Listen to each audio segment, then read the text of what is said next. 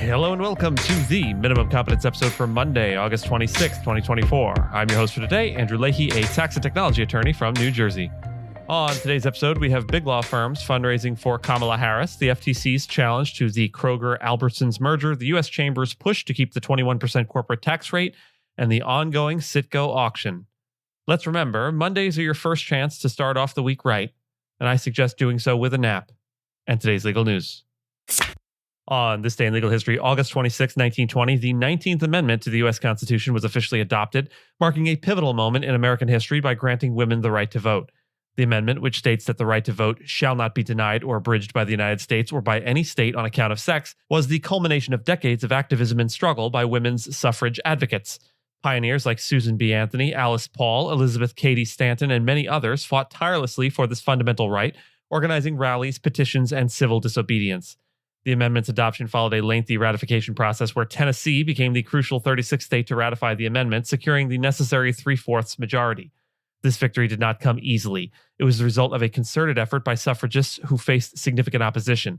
The 19th Amendment not only expanded the electorate, but also symbolized a broader movement toward gender equality in the United States. Its passage empowered women to engage fully in the democratic process and laid the groundwork for future advances in civil rights. The legacy of the 19th Amendment continues to influence social and political movements to this day. Big law firms are rallying behind Vice President Kamala Harris by hosting high-dollar fundraising events. Sullivan & Cromwell's Raj Cohen is organizing New York lunch featuring Doug Emhoff with ticket prices reaching up to $100,000. In Washington, Jenner & Block's Josh Hugh is co-hosting an evening reception where tickets are nearly $7,000. Since Harris became the Democratic frontrunner, high-profile attorneys have been mobilizing to support her campaign, with several already raising substantial sums. The host committees for these events include prominent figures from big law and the tech industry, such as Skadden's Nina Rose and OpenAI's Johanna Shelton.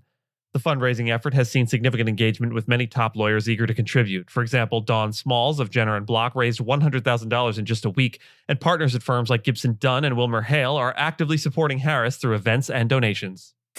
The U.S. Federal Trade Commission, that's the FTC for those in the know, is set to challenge Kroger's $25 billion merger with rival Albertsons in federal court, arguing that the deal would harm consumers and workers by reducing competition.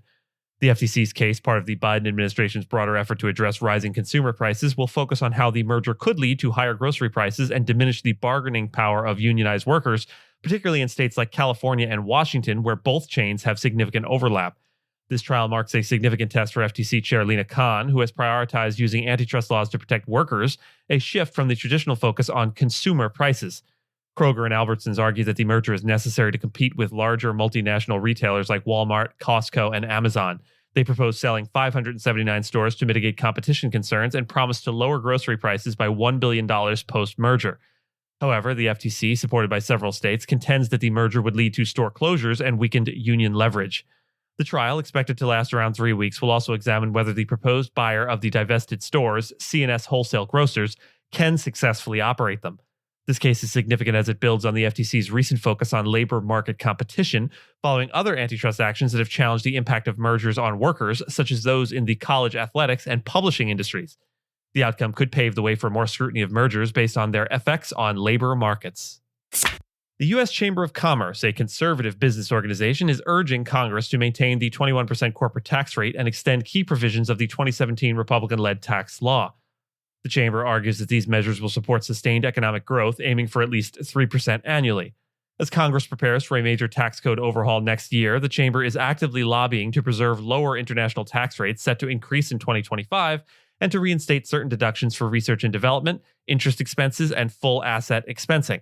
While Republicans generally support extending parts of the 2017 law despite concerns about the growing deficit, Democrats advocate for raising the corporate tax rate to 28% and increasing taxes on the wealthy to cover the law's costs. The University of Pennsylvania's Wharton School estimates that extending the law would only offset about 4.4% of its projected $4 trillion cost through economic growth. The U.S. Chamber of Commerce is known for its conservative stance, particularly in advocating for pro-business policies and lower taxes. Historically, the Chamber has supported Republican initiatives and has often opposed regulatory measures that it views as detrimental to business interests. Citgo Petroleum, originally founded in 1910 as City's Service Company, became a significant player in the U.S. refining industry. In 1986, Venezuela's state-owned oil company PDVSA purchased a controlling stake in Citgo, integrating it into Venezuela's oil export strategy. Citgo operates as a major U.S. refiner with its headquarters in Houston, Texas. Currently, Citgo is at the center of a complex legal battle in the U.S. stemming from Venezuela's expropriations and debt defaults. A U.S. federal court officer, Robert Pincus, is overseeing an auction of shares of Citgo's parent company, PDV Holding, to satisfy up to $21.3 billion in claims. These claims have resulted from international arbitration awards and issues surrounding foreign sovereign immunity, making the case particularly complex. The auction process, ongoing since 2017, has faced multiple delays due to the complexity of the bids and the unprecedented legal context. The latest extension request, the third this year, would push the deadline to September 16th for Pincus to recommend a winning bid. The leading bidders are CVR Energy, supported by investor Carl Icahn, and an investment group led by Gold Reserve, a mining company. Following the recommendation, there will be a 21-day period for objections before a final sales hearing on November 7th. And with that, I thank you so much for listening to Minimum Competence, your daily news podcast for lawyers. If you're looking for more than Minimum Competence, links to further reading on all the topics touched on today are in the show notes. And reviews go a long way towards helping new listeners to find our show. If you have a moment, leave a rating or review on your podcast player. We'd sure appreciate it. And if you know someone that might be interested in the story we cover, consider sending them the episode. But remember, nothing here should be construed as legal advice because it's certainly not that. Minimum Competence is available at minimumcomp.com and wherever you get your finely crafted podcasts. If you haven't checked out the website in a while, give it a look. There are complete transcripts and resources for each episode and its corresponding segments, as well as an opportunity to receive new episodes in email, newsletter, form. We'll see you back here tomorrow, and until then, remember. That's it. Just remember, generally.